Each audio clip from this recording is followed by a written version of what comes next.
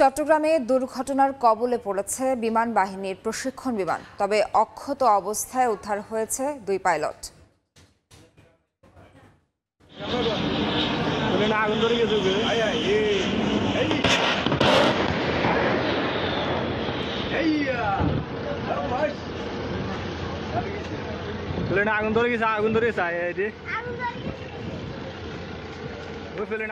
সকাল 10টায় বিমান বাহিনীর একটি প্রশিক্ষণ যুদ্ধ বিমান যান্ত্রিক ত্রুটির কারণে পতেঙ্গায় দুর্ঘটনার কবলে পড়ে।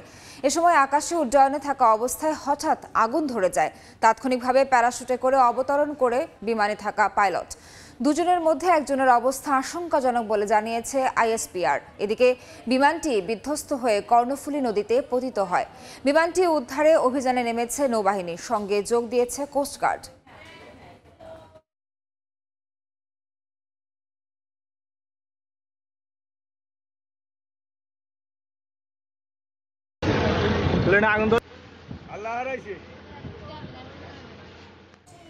এই মুহূর্তে চট্টগ্রামে পতেঙ্গায় আছেন রিপোর্টার ফেরদৌস লিপি। সরাসরি যাচ্ছি তার কাছে।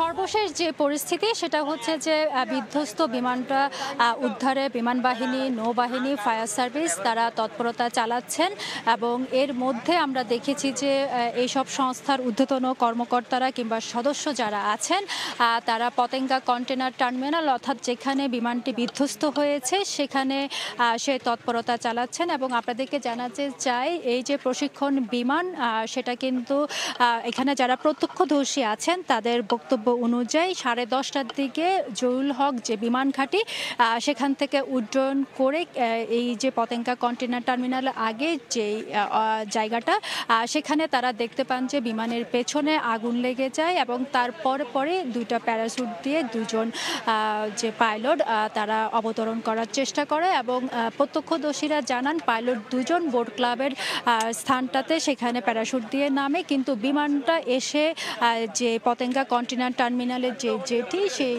জায়গা যে কর্ণফুলী নদী সেখানে পড়ে এবং সেই বিধ্বস্ত বিমানটা আসলে এখন উদ্ধার করার তৎপরতা চালানো হচ্ছে সংশ্লিষ্ট সংস্থাগুলো থেকে। এবং যে তথ্যটা আসলে আমাদেরকে প্রত্যক্ষদর্শীরা জানিয়েছেন যে দুজন পাইলট তারা প্যারাশুট দিয়ে নামতে দেখেছেন, তার মধ্যে একজন ছিলেন স্কোয়াড্রন লিডার আর একজন ছিল উইং কমান্ডার। এর মধ্যে স্কোয়াড্রন লিডার যিনি ছিলেন তিনি কিছুটা আহত, অর্থাৎ অনেকটা বলতে পারেন যে গুরুতর আহত। তাকে উন্নত চিকিৎসার জন্য হাসপাতালে নিয়ে যাওয়া হয়েছে সংশ্লিষ্ট কর্তৃপক্ষ। এবং এর বাইরে আসলে যেটা আমরা বলতে পারি এই প্রশিক্ষণ বিমানগুলো সাধারণত জহুরুল হক যে বিমান ঘাঁটি আছে সেখান থেকে উড্ডয়ন করে সেখানে আসলে অবতরণ করে, কিন্তু এই বিমানটা উড্ডয়ন করার পরপরই আসলে যে অবতরণ করার আগে দুর্ঘটনা কবলিত হয়ে পড়ে এবং সে কারণে সেই যে উড্ডয়ন করার পর যে অবতরণ করবে ঘাঁটিতে গিয়ে সেই সুযোগটা পায়নি। এবং যে প্রশিক্ষণ বিমানটা সেটা আমরা যতটুকু জানতে পেরেছি সেটা হচ্ছে YAK 130 একটি প্রশিক্ষণ বিমান, যুদ্ধ বিমান। সেটা যান্ত্রিক ত্রুটির কারণে আসলে এই দুর্ঘটনা পড়েছে বলে এখনো পর্যন্ত আমরা দায়িত্বশীল সূত্র থেকে জানতে পেরেছি। আর যেহেতু একদম পতেঙ্গা কন্টেনার টার্মিনালটা হচ্ছে বন্দর যে চ্যানেল সেটা থেকে একটু সামনেই যে কর্ণফুলী মোহনা সেখানে, এই কারণে কিছুক্ষণ অর্থাৎ দুর্ঘটনা যখন ঘটে তারপরে কিছুক্ষণ যে জাহাজ চলাচল কিছুটা বন্ধ ছিল, কিন্তু তারপর আমরা দেখেছি যে কয়েকটি জাহাজ যাওয়া আসা করছে এবং শেষ মুহূর্তে এখনো পর্যন্ত বিধ্বস্ত বিমানটা উদ্ধারের তৎপরতা চালানো হচ্ছে। তো এই ছিল আমার কাছে এখনো পর্যন্ত এখান থেকে সর্বশেষ। এতক্ষণ সরাসরি যুক্ত ছিলাম চট্টগ্রামের পতেঙ্গা কন্টেইনার টার্মিনাল থেকে।